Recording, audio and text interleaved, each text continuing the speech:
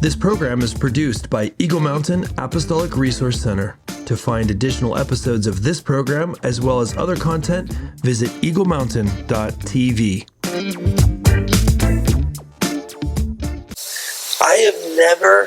I'm going on record right now, I've never had a harebrained idea. He's had lots of ideas that have hair on them. Did you just say I've had lots of ideas with hair on them? Yes. Okay. Oh my goodness. What? The devil? I found him. Why am I not surprised that he's in here? He's over here in this bucket. There he is. Mr. Sin! Not bothering us anymore. How are you doing there, Foxy? Such a beef wit. Do you know who you're talking to? I'm Mr. Sin. You can't talk to me like that. You don't have to be rude. I said beef wit. Beef wit, that's even worse. No, I'm not a fan of that, but I am a fan of finding out what you're doing after this show. Maybe we could go grab some drinks or something. What do you say? No thanks. Hey everyone, welcome to Together We Build. My name is Chris Behnke. I'm here with Prudence O'Hare, and I'm excited to get into this one. It's going to be absolutely fantastic. And I'm starting off with this question. Are you ready, Prudence? Are you ready to answer this question? Well, I don't know. Who is someone you really admire? Someone you really admire. You cannot say Buckley. That's cheating. That's who I really admire. Buckley. He's a good boy. Who is somebody I really admire? Couldn't you have asked me that a long time ago so I had some time to think about it? Nope. These are opening questions for Together We Build. It says right on the top of my notes. Okay. Opening questions for Together We Build. Who is someone you really... It's not the person you admire most. Maybe this will help you. It doesn't have to be the person you admire most. It's just someone you really admire. I think I admire people who, Oh, we're going generic, are we? well, that have built their business from the ground up. You admire business people who started from nothing. Yeah. And have made it to like a successful spot. Who comes to mind?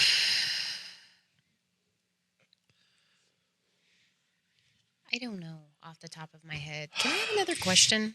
Yep. Let's go to the next one. We're just skipping the who you would admire. I admire Elon Musk. Okay, so that's who I'm tossing out there. I didn't say he's who I admire the most. It's just somebody that I toss out there. Okay, we're skipping to the next one. This isn't even our trivia, but I'm going to let you have one pass every once in a while. Okay, the next one is what is your earliest memory? My earliest memory? Your earliest memory. Man, I don't know.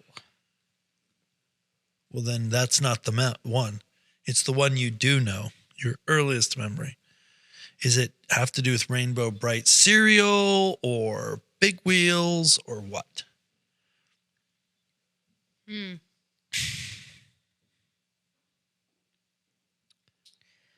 Well, one of the memories that I have is from when I was really little. I don't know. I suspect I was probably 3 or 4. But we had this glass sliding door, and my dad and me would sit at night. It was dark, and we would see reflections in the door, and of course it was us that we saw, but he would ask me, "What do you see out there?" And I would say, "Oh, there's monkeys. Monkeys. There's alligators out there." Alligators. There was monkeys and alligators out there. Anyway, he would always repeat the same question. Yeah. So eventually, And you were I what, was 16, getting older. 17 by then? Or how old were you? No. I knew that it was a game that we were playing, but he thought it was funny, and it was just something we would play. So That's your earliest memory. maybe. That's rad. That's wonderful. All right. Let's keep moving. What do you got there? Yeah, we're going to learn another word here today. 1,200 words you should know. Yeah, drop one on us. Drop the word on us. Are you familiar with the word denigrate? Denigrate? Yeah, it's an adjective. Denigrate. It Denigrate. actually means insulting, to put down, demean, or belittle. Yeah, that's what I was going to say. Denigrate. Don't denigrate me. Yeah. So it's kind of like centigrate, except for denigrate. Wait, I don't know what centigrade is. Disintegrate, I mean. Oh, disintegrate. Okay. All right. So here's a sample of how to use this.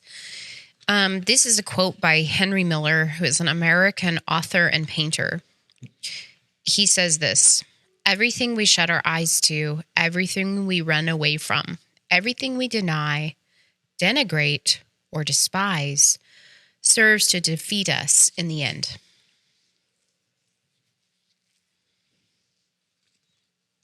What do you think about that? I think you're Their dropping word. some knowledge bombs on us right now that people just cannot comprehend. So when we insult, when we put down, demean, or belittle, we are denigrating something or denigrate. Buckley does not approve of using that word. Yeah, he never insults or puts down. No, he doesn't. He's So definitely not like that. Okay, let's get into the trivia. We're losing. We got a long way to go and a little bit of time to get there. So let's move into the trivia. Are okay. you ready? Yep. I've got my button. I'm only putting the cheers button out. You know why? You know why I'm putting only the cheers button right here? Because I am so confident in your victorious answer to every question that I only need the cheers button. Okay. Are you going to let me down? Okay, here we go. What creature has a tongue that can measure the length of its body? Probably the anteater. The anteater. Is that your final answer? Yeah. I had to go get the no button. No. It's the chameleon. Chameleon. Yeah, the chameleon. Does it actually ravel up like one of those Look, fruit roll-ups? All I know is that in the cartoons, it does a fruit roll-up maneuver, and Yeah. it has to in order to get it, which is a little bit weird to me that it would actually be that long, but whatever. Okay, next trivia question. What is a group of parrots called? Nope. Group of parrots. Yeah, a group. You know, like a flock for geese. What about a group of parrots? What's that called? Come on, you know this. Okay. I'm keeping the note button handy, though. Newscasting group. A newscasting group. It's a pandemonium. Oh. Pandemonium. That's a crazy pandemonium. I thought that was like craziness or something. Okay, next trivia question. Here we go. What type of farm animal can sunburn? A pig? A pig. Congratulations. Well, I didn't actually know that. I guessed it. What? Guessed it Because they have pink skin? Yeah. So they sunburn because easily? They don't have any fur or hair to cover their body. I thought pigs have hair, right? No, they have little In the special cartoons, hair. they don't have hair. They have little But special in hairs. real life, they've definitely got hair. No, well, It's not like fur, It's but not a boar. You're thinking of a boar. I am. Yeah, boars This in the question's wild. a They bore. might have pigs. Let's move on. Okay, next trivia question. Last trivia question. What is a male duck called? Not one that's confused about his mallard? gender. A male duck called. Is that your final answer? No. I don't know. A drake. Oh, drake. man. I Did thought you know was that? A certain Wait, brand did you know of that? duck. No, mallard is. Did you know? Oh, yeah, I'm confused. Yeah, you botched Drake is a male duck. botched that up. Oh. Hardcore. You hardcore botched Yeah. that. Okay, so enough trivia. I would say I'm going to start rating your I'm going to start giving you a grade. And I would say that's a solid C+ trivia today. I Solid would C+. say that's generous. It should probably be like an F. I'm grading on a scale. You didn't get an F? Are you kidding me? We only had 4 questions. You got one of them right. So that would be a D. And I mean, I think actually technically it would be an F, but we're gonna go with it. It's totally good. Okay, so this episode, we're digging into this episode, and I don't know if we're going to do this for all of these, but for the next 2 episodes, we're going to go after and kind of dig deeper into a couple of messages that Bobby Hobby, who's our senior leader at Eagle Mountain, has been giving. Now, he's going through a period of time in 2024, the year 2024, where we're unpacking some things that Eagle Mountain and the church at large are called to. And starting with kind of these 5 different areas. And so we're going to dig into a couple of those messages. They were absolutely fantastic. You can find the link to those in the show notes. So that'll take you over to Eagle Mountain TV. And I highly recommend that you actually take the time to go through those. So really, really applicable. Whether or not you're part of Eagle Mountain or not does not matter at all. Like, this is very universally important to the body of Christ right now. So I want to dig into those and we'll just get into it. Now, I think the best way, Prudence, what do you think? Maybe we should just watch some of these highlight videos and then we can go after that. Yeah, let's watch a little something. Okay, so I've got, for this first one, for this episode, we're going after one where we're really digging into the necessity and talking about discipleship. Don't press the keys, bro. Discipleship. And like I said, you find the link to the whole message that Bobby gave in the show notes. But this first clip that I have is a few minutes long. It's a little bit. So let's watch that clip and then we can comment on it. How's that sound?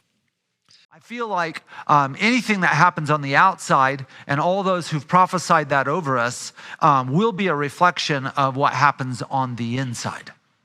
And so there's a glory that's a kabod. It's a weighty glory. It's that outward Shekinah glory where you just see the tangible, feel the tangible presence of the Lord. And those are main words for glory that is tangible. The signs, the wonders, the miracles, the things that you observe on the outside. And then there's another glory that's often mentioned, and that's to God be glory in the church, both now and forever. And that glory is called doxa. It's the glory on the inside. It's a supernatural ability for God to transform you into his image. And that takes glory. That takes power. That's not just the glory on the outside, it's the glory on the inside.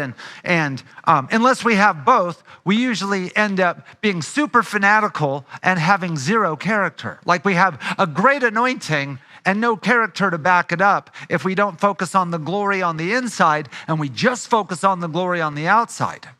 If we have so much glory on the inside and we're full of character and image, but we need that signs and wonders component, the things that make you go, signs that make you wonder.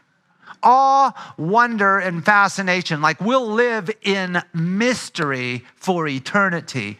If you don't have that, then for those people who need to open their hearts for the things that they cannot explain, there is that. So God is bringing us to places of glory because that's why we're ascending. I mean, that's just the motive for ascending, is to come into the King of Glory. It's all about the King of Glory. And we'll get into that later on in Psalm 24. So these growth cues, it's what I call grow so you can glow. It's just like, it's got to shine in. Paul said it pleased the Lord to reveal himself in me, not just to me, but in me. And so we've got to grow so we can glow. I mean, that's just what's going to happen. Literally, there will be people that go, oh my goodness, what is it about you? What is it about you? I don't know what it is, but I need what you have in that awkward moment where they just go, what is it about you? And if you're not ready, you'll go, oh, well. Because it's an awkward thing to say, to answer, right? Well, you've come into my 6 feet atmosphere of amazingness, and you're experiencing the glory. But you'll have to come up with some version of the truth, because that's actually true. It just sounds weird, but it's actually true. It's God's presence on your life. And we don't want to apologize for that. Thinking small, living small, false humility hasn't worked for you anyway. And so we might as well step into the glory. We might as well understand that it's because we've said yes to the grow, we've also said yes to the glow.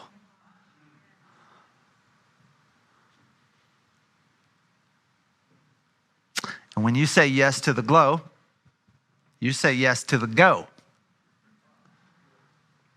And it just happens everywhere you go.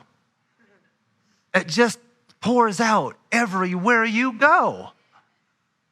And it just becomes normal Christianity.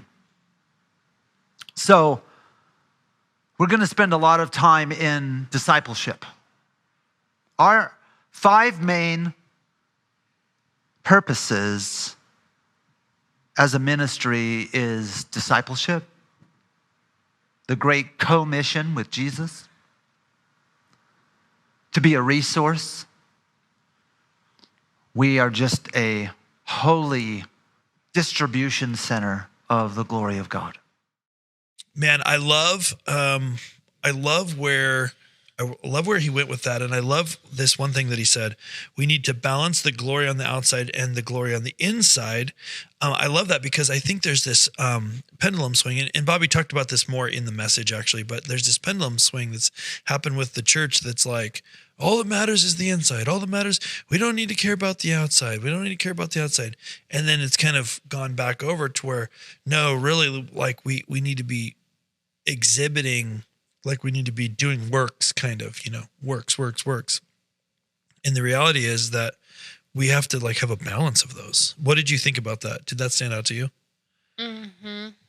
So he said doxa means the glory on the inside, Yep. and Shekinah Yeah. is the outside. And both are important. And the outside is where we get into the things we cannot explain, the signs and the wonders. Right. And everything else that goes with doing miracles and healings and such. You just can't explain. Yeah. So that would be the outside. And that your character matters a lot. Yeah, it's interesting. He was talking about there's this thing that's happened, which I haven't experienced in ministry, but I have experienced in business, where people overlook bad character because like what the person can do. Right. So I haven't actually experienced that in ministry. I know there's tons of examples of famous people that, a lot of people kind of overlooked their sin, bad behavior, because they were like amazing. But in business, I have experienced this multiple times where someone, they were like even abusive to employees. And like, there's this one example in the past, many, many years ago, where someone worked for me. I had a project manager that worked for me, and this person was actually like abusive to the teams that they managed. And I went to fire this person on multiple occasions and was not allowed to fire this person because they were so good at other parts of their job. They were like amazing at it. They were brilliant. They were amazing at it. And to me, it was like, it doesn't matter how amazing they are, because they're actually abusive to these people. And that kind of creates this really rippling, horrible effect throughout the whole organization. In the culture of the organization, it became a very backstabbing, like bad kind of horrible culture, because this person was allowed to stay there. Now, I literally tried to fire them and actually wasn't allowed to. This was in a large publicly traded company. But I think that's really common, where it's like, well, we're going to overlook this really bad behavior because they're so smart, or they're so good, or they have such an incredible gift in the supernatural, or they're so prophetic. So we're just going to kind of excuse this. So I think, there's this tendency to let things go to this really horrible place because of what God has kind of given this person. And I don't think there's space for that anymore. Like, I think we're in a place where the world will see that and they'll call it out, and they're not cool with it. Mm-hmm. Yep. I think that one thing that he said in this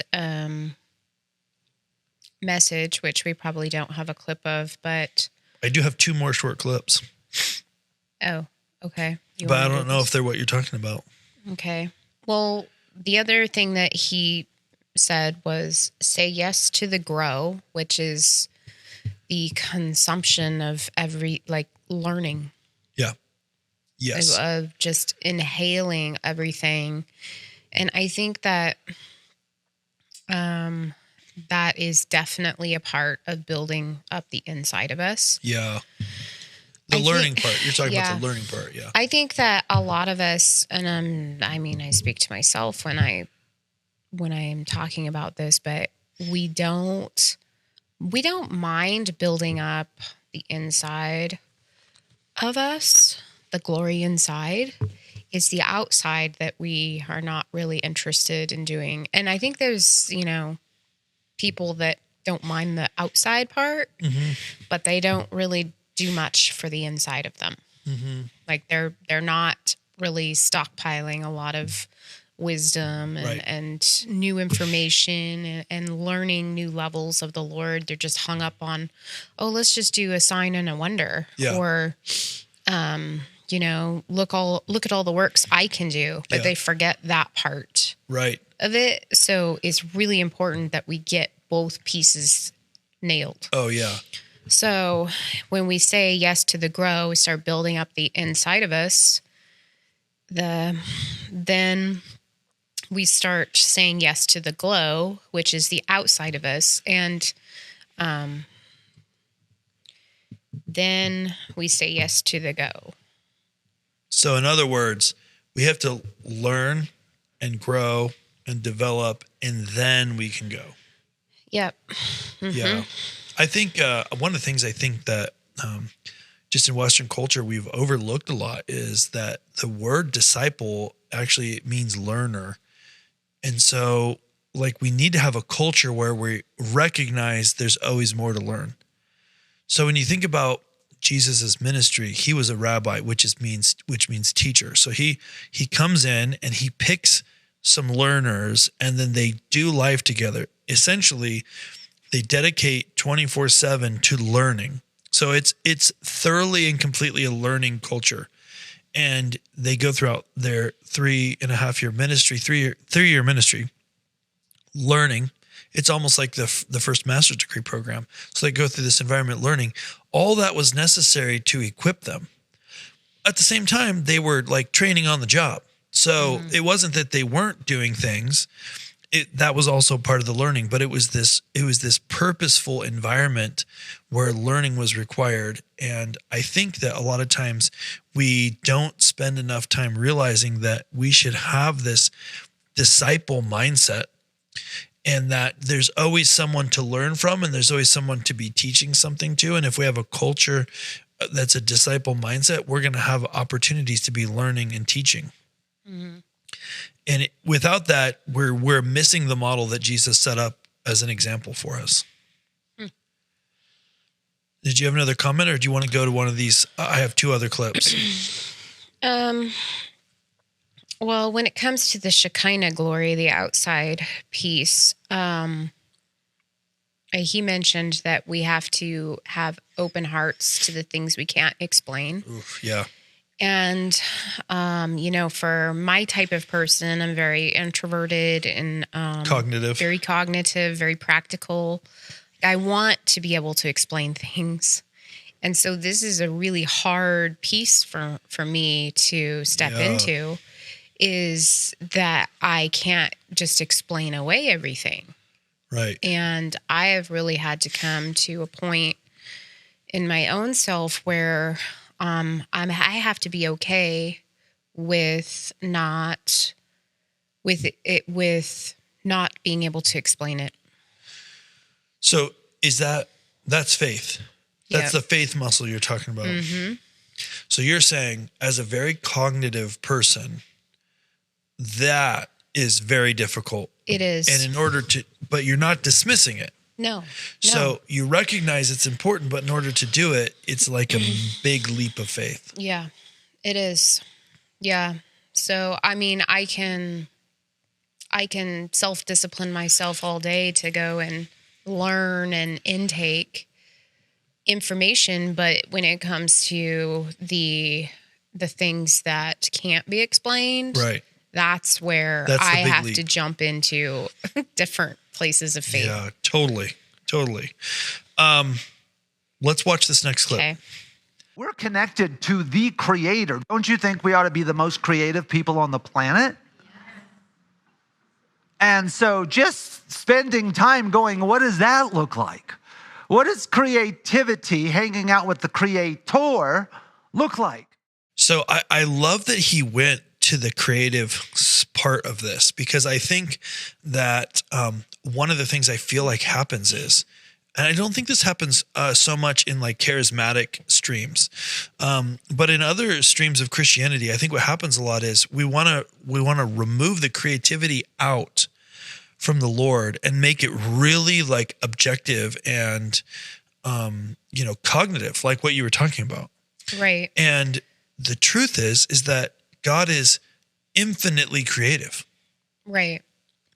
I mean, just look at all the miracles that Jesus did, or even he didn't even do the same miracle the same way. Oh no, he's constantly coming up with new ways. It's like there's just like this creative miracle generator up there somewhere. Okay, let's generate. So for this one, you're gonna have to rub that doesn't mud. make sense. Yeah.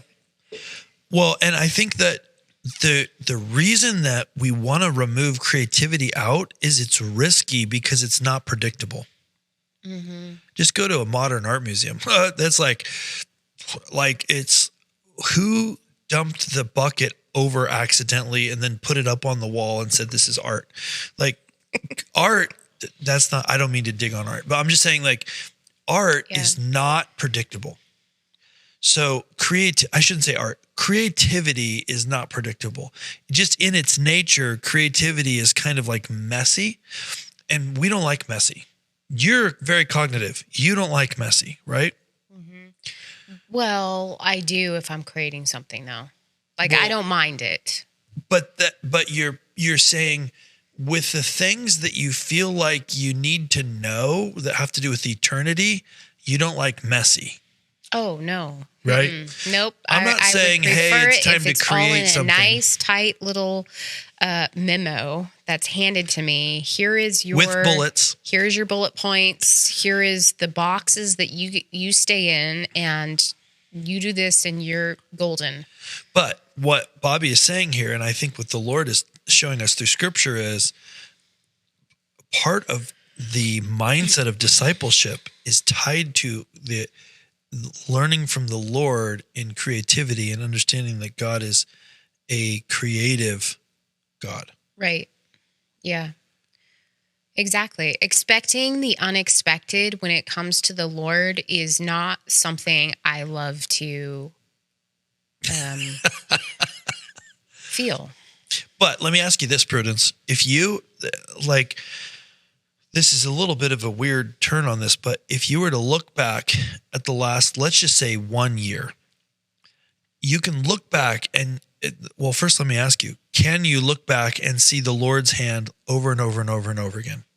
Yes. Okay. Did he do the things that he did with you in your life this last year in a way that you would have predicted 1 year ago? No. So part of what I think we have to learn as a disciple and with a discipleship mindset is we have to learn to become comfortable with the creativity of the Lord in the way he delivers his promises, which isn't the best for a cognitive person. When I say isn't the best, it is the best. It's just not the most comfortable. Right. No, it's not. It's not comfortable. You got something more to say? Should I go to this last clip? Yeah, go to the last. Let's go to the last clip.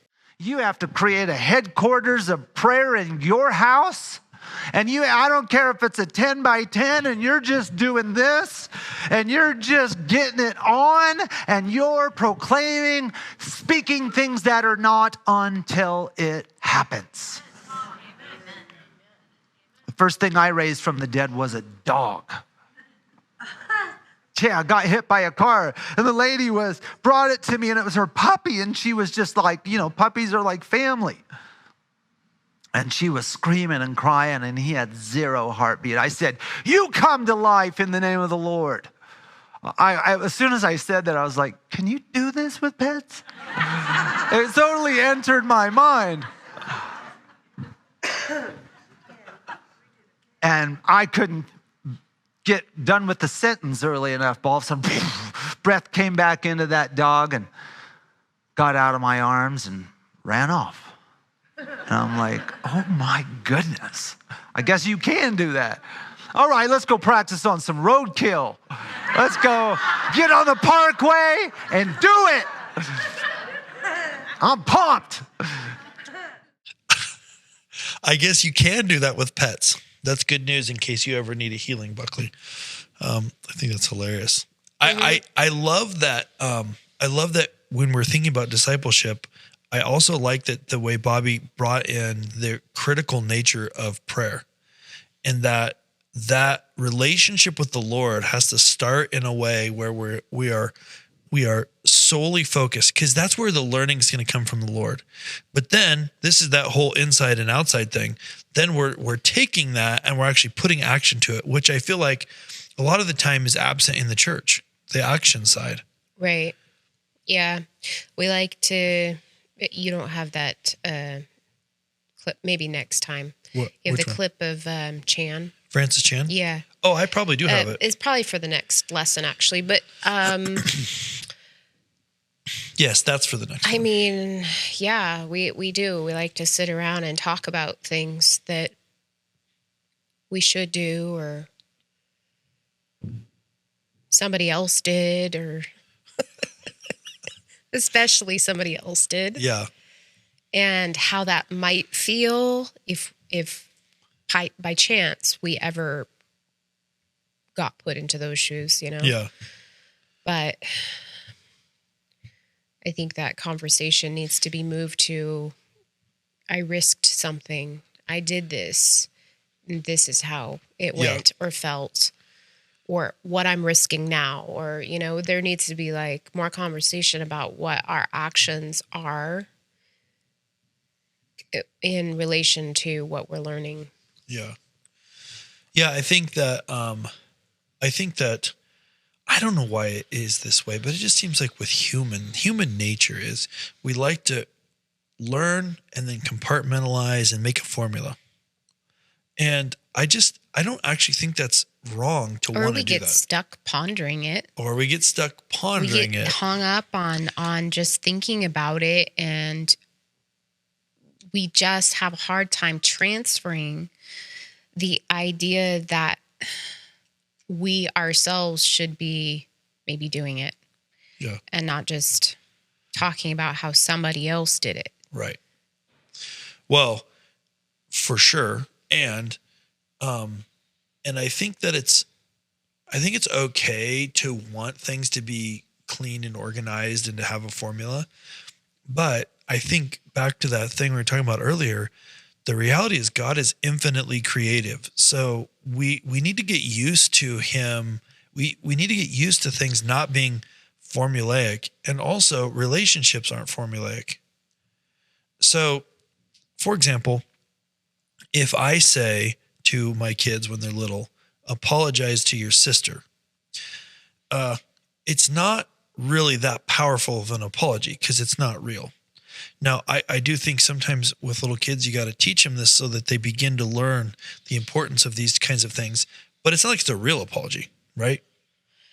So the sister doesn't feel like it's that genuine. It doesn't feel, but it's a lot different when they recognize and then they go apologize on their own. Why? Because it's a legitimate connection in the relationship.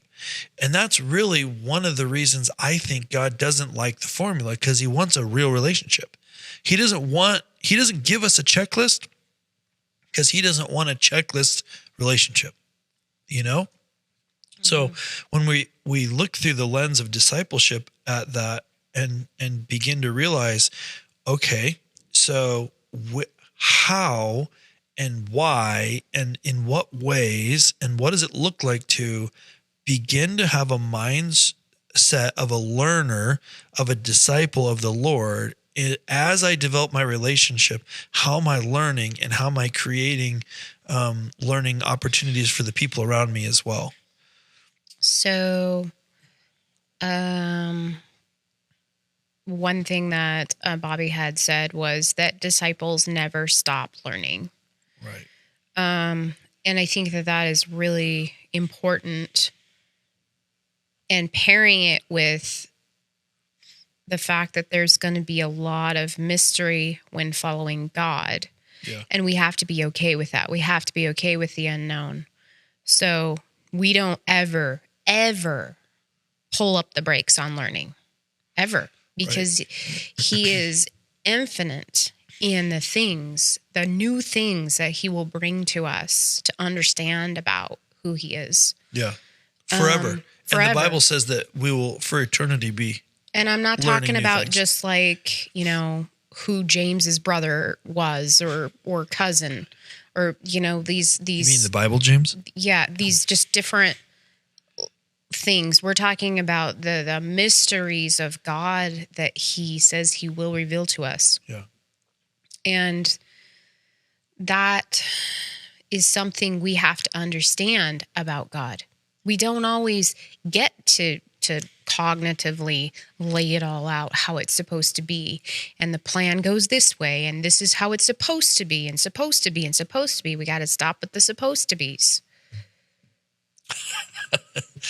Enough of the supposed to be's. And I love supposed to be's. Yeah. I absolutely love it.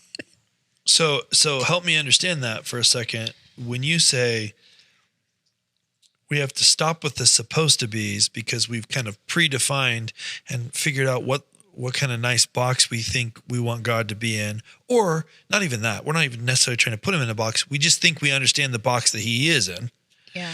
And you're saying what? You're saying we need to purposefully make sure we don't do that? Well, I think that, scripture says that man makes the plan and the Lord dictates the path that the plan goes, or maybe it doesn't even go that way.